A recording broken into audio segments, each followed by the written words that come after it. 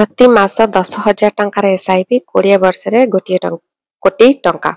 Wow सुनिले के तो भल लगे नहीं किंतु एटा होची गोटे धोका नंबर यार कोनोसी वैल्यू नहीं कहीं चलन देखिया आपनकर सुनिथिबे इन्फ्लेशन रेट जोटा प्रति वर्ष आपनकर दर दाम बढ़े तो इंडिया रे एटा मोस्ट ऑफ द प्लेसेस रे 6% हमें कैलकुलेट करू तेणु आपनकर सही गोटी कोटी टंका जदि आपण 6% इन्फ्लेशन कैलकुलेट करंती तेटार वैल्यू हबो जम्मा 31 रु 32 लाख टंका। तो आउ जदि आपण दिल्ली बैंगलोर मेट्रो सिटीज कथा चिंता करंती ताले तार हेल्थ केयर रेंट एजुकेशन ए सब रे इन्फ्लेशन रेट 10% रु अधिक ही थाए तेणु आपनकर गोटे कोटी टंका नुहे एक्चुअली एटा ही जो आपनकर 20 रु 25 लाख टंका।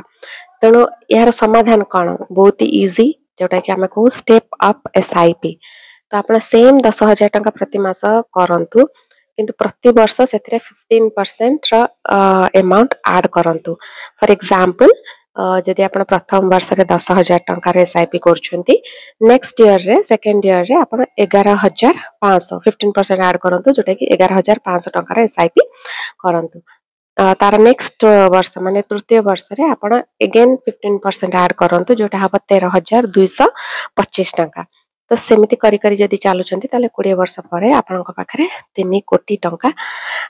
एक्युमुलेट हे जबो जोटा कि आपनकर इन्फ्लेशन रा रेट को एडजस्ट करि देबो। तेणु आपण एटा मने रखंतु जे रिटर्न नोहे जदि इन्फ्लेशन एडजस्टेड रिटर्न जोटा सेटा होची प्रकृत रिटर्न बाकी सब होची खाली नॉइज ए भली फाइनेंशियल ट्रुथ पाई किना जानिबा पाई किना रहस्य विषय जानिबा पाई किना मो चैनल रुपी रहस्य को सब्सक्राइब करंतु भलरे रहंतु रहउची जय जगन्नाथ।